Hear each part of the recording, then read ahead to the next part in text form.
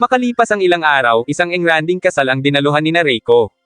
Habang pauwi na sila ay napansin ni Reiko ang isang lalaking nakatayo sa gilid ng tulay pero dahil lasing na si Ryotso ay sinabi nito na baka namamalik mata lang si Reiko. Gayunpaman, binalikan pa rin nila ni Nakagawa ang tapat na iyon upang makasigurado, ngunit wala na ang lalaki doon. Kinabukasan ay hindi pa rin nakaka-move on ang chief sa naganap na engranding kasalan, habang ang lalaki pa rin sa tulay ng Kachidoki ang iniisip ni Reiko. Dumating na sa istasyon ang may hangover pa na si Ryotsu pero sigaw ng chief ang sumalubong dito. Sa labas, isang kotse ang dinala ng tow truck na ayon kina Naoko ay nakitang nakaparada sa may tulay ng Kachidoki at wala umanong dumarating para kuhanin iyon. Dagdag pa ng mga ito ay may mga nakakita umano sa isang matangkad na lalaki na nakasuot ng puting formal na damit kaya napaisip si Reiko kung iyon din ba ang nakita niya kagabi. Agad na inalam ni Reiko kung sino ang nagmamay-ari ng dinalang kotse ni Naoko at ayon sa impormasyon ay Shiretori Jun ang pangalan na nakarehistro sa plaka ng sasakyan. Nang marinig ni Ryotso ang pangalang iyon ay nagtanong ito kung anong meron at sinabi nito na kaibigan niya ang taong iyon noong mga bata pa sila. Sinabi ni Reiko na isang nagngangalang Shiretori Jun ang nag-iwan ng sasakyan sa may tulay pero bigla na lang umano iyong naglaho. Iniisip ni Ryotso na baka nagpunta doon si Jun para muling makita ang tulay ng Kachidoki. Dahil hindi maintindihan ni Nakagawa ang ibig sabihin ni Ryotso ay ikinwento nito ang nangyari sa kanila noong elementary pa lang sila. Magkaklase sila noon ni Jun sa paaralan ng Daimo at dahil kwela si Ryotso ay natutuwa dito si Jun. Naging magkaibigan sila at nang minsang isinama sila ni Jun sa bahay ng mga ito ay nalaman nila na mahilig ito sa mga tulay, lalo na sa pinakamagandang tulay, ang Kachidoki Bridge. Pangarap ni Jun na makita ang Kachidoki Bridge sapagkat hindi pa niya iyon nararating kahit kalapit lang naman iyon ng bayan nila. Paborito niya ang Kachidoki Bridge dahil nagbubukas iyon pataas tuwing may dadaan sa ilalim. Para matupad ang pangarap ni Jun ay nagkayayaan sila na puntahan iyon lalo na at may kani-kanya naman silang bisikleta. Pagkarating doon ay saktong may dadang bangka, ngunit hindi bumukas ang tulay. Nagtanong sila sa mga bangkiro at doon ay nalaman nila na hindi na pala talaga binubuksan ang tulay simula lang kahapon. Nalungkot ang mga bata lalo na si Jun kaya kinabukasan ay lalo itong hindi nakapasok sa eskwelahan bukod sa may sakit ito. Napagpasyahan ng tatlo na bisitahin si Jun at laking gulat ng mga ito nang malaman na papunta na ito sa Hokkaido dahil mas malinis umano ang hangin doon. Muli ay nabanggit ni Jun kung gaano niya kagusto na makita ang pagbubukas ng tulay kaya nang pauwi na ang tatlo ay naisip ni Ryotso na pilitin nila na matupad ang pangarap na iyon ng kaibigan nila. Nang sumunod na araw ay kumatok si Ryotso sa bintana ni Jun para yayain ito sa Kachidoki Bridge. Pagkarating doon ay pinapwesto nila si Jun sa tapat ng tulay habang plano naman ng tatlo na i-operate ang control panel nyon.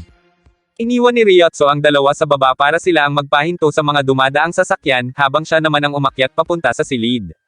Ngunit walang nakikinig sa dalawa hanggang sa ang patrol na ng mga pulis ang mapare nila. Nang masita sila ay agad na tumakbo ang dalawa pataas kaya hinabol sila ng mga pulis. Isinara nila ang pinto at dahil doon ay nataranta na si Ryotso. Wala silang ibang magagawa kundi ang i-operate na ang control panel dahil naghihintay sa kanila si Jun at ayaw nilang mabigo na naman iyon. Nagsibabaan na ang mga pulis para pahintuan ang mga sasakyang dumaraan at hindi nagtagal ay nagbukas na ang tulay. Ngunit, isang pulis ang inabutan ng pagbubukas nyon at hindi na nito nagawa pang makatakbo kaya napalambitin na lang ito sa paghahati ng tulay. Habang pinagmamasdan ang Kachidoki Bridge ay tuwang-tuwa ang mga bata, lalo na si Jun. Pero sa kabila nyon ay nagpatong-patong na ang mga sasakyang nasa tulay at naipit ang patrol ng mga pulis. Pagkatapos magtagumpay ng tatlo ay tumalo na sila sa dagat para hindi sila mahuli ng mga nagdatinggan na pulis. Tuluyan namang nakabitaw ang nakalambiting pulis at nahulog ito sa harap mismo ng lumalangoy na tatlong bata. Doon na nagtapos ang kwento ni Ryotso nang biglang dumating doon si Jun para kuhanin ang kotse niya. Natuwa ang dalawa sa muli nilang pagkikita at ayon kay Jun ay naiwan niya ang sasakyan sa may tulay dahil nasiraan iyon at walang mekanikong dumating para gawin iyon. Maya-maya pa ay lumabas ang chief sa silid kaya natawa na lang si Ryotso dahil narinig pala umano nito ang kwento niya. Ngunit bakas sa mukha ng chief na hindi ito masaya dahil ang totoo ay ito pala ang pulis na naglambitin at nahulog sa pagbubukas ng tulay. Pinagpawisan ng malamig si Ryotso nang mamukhaan na si Ohara nga iyon at pagkatapos ay nagulat siya nang sigawan siya ng chief dahil sa sobrang galit. Makalipas ang ilang taon sa wakas ay makakapaghiganti na ngayon ang chief. Nang sumunod na araw ay sumo wrestling naman ang pinapanood ng chief sa kanilang opisina habang wala pa silang ginagawa. Pagkalabas sa silid ay bakas ang saya sa mukha ng chief dahil hilig niya talaga ang manood ng sumo kaya iminungkahi ni Reiko na bakit hindi na lang umano ito manood ng live. Ngunit ayon kay Nakagawa ay hindi ganoon kadali na makabili ng tiket sa malalaking sumo match tulad na lang ng sa idolo ni Ohara na si Takanoyama. Napatawa na lang si Ryotsu nang marinig na pangarap ng chief na makapanood ng sumo wrestling ng live nang bigla nitong maalala ang tungkol sa isang raffle kaya tumayo na ito at umalis. Nagtungo siya sa bayan kung saan may mga naka-display na palaro at ang pinakamalaking mapapanalunan ay mga tiket para sa semi-final ng sumo match. Ngunit nang makita ng lalaki si Ryotsu ay agad nitong binuhat ang mga gamit para magsarado na dahil sa pambihirang swerte na meron umano ito sapagkat ilang beses na iyong nananalo. Ngunit, inabutan pa rin naman siya nito kaya nakapaglaro pa rin si Ryotsu, at sa hindi inaasahang pangyayari ay nakuha nga nito ang papremyo. Agad na bumalik si Ryotsu sa kanilang istasyon at ipinagyabang kay Ohara ang kanyang mga tiket. Sinubukan niya yung ibenta sa kanilang chief pero dahil masyadong mahal ay hindi na nakaimik si Ohara. Dahil doon ay pinagtripan pa lalo ni Ryotsu ang chief at sinabing isasama niya sina Nakagawa at Reiko pati na rin ang lalaking nagtitinda ng ramen. Gayunpaman, binawi niya naman agad iyon at sinabing isasama niya ang chief kapalit ng mamahaling alak nito para may mainom umano sila habang nanunood. Pumayag na rin si Ohara alang-alang sa pangarap niyang mapanood. Kinabukasan ay nagtungo na sila sa Kokujiken Pavilion kung saan gaganapin ang semi-final. Habang naglalakad ay biglang nabangga si Ohara ng isang babae pero natulala lang ito dahil napakaganda niyon. Maya-maya pa ay ibinigay na ni Ryotsu ang mga tiket at niyaya nang pumasok ang tatlo, nang bigla namang hamangin ng malakas kaya nilipad palayo ang tiket ni Ryotsu. Sa halip na mag-alala ay natuwa pa ang chief dahil makakapanood umano sila ng maayos dahil wala si Ryotsu. Ngunit mabilis pa rin naman itong nakabalik kahit sa ilog pa nito naabutan ang kanyang tiket. Dahil doon ay sama-sama pa rin silang manunood kaya pumasok na sila sa loob.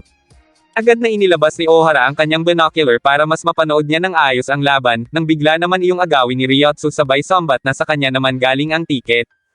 Habang ginagamit iyon ni Ryotsu ay muli niyang nakita ang babae na nakabangga kanina ni Ohara.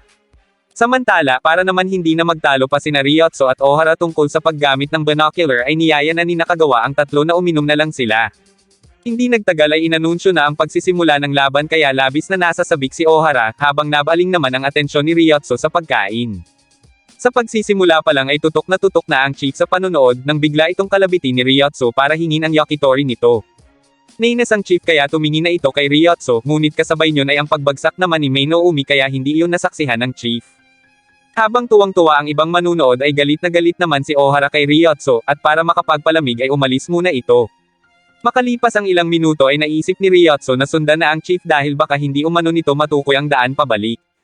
Habang naglalakad ay nakabanggaan din ni Ryotsu ang babae kanina pero nang mapansin yun ang mga pulis ay may biglang inilagay ang babae sa bulsa ng damit ni Ryotsu.